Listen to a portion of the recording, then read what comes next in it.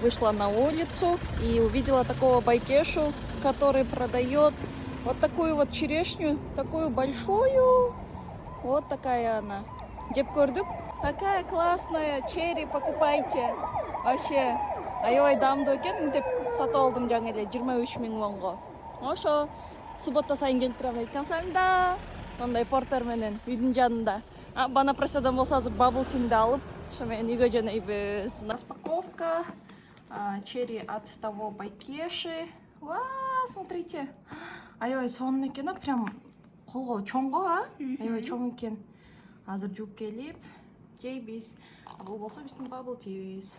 Вот, ошо азыр жууп келейин. Все, наш Girls Night это вот черешня, ногу анделекти кесип келдим, мындай кичинекей эле алмадай эле болот. Алма, бабл ти кебаб. Бабл тини жасаган деп.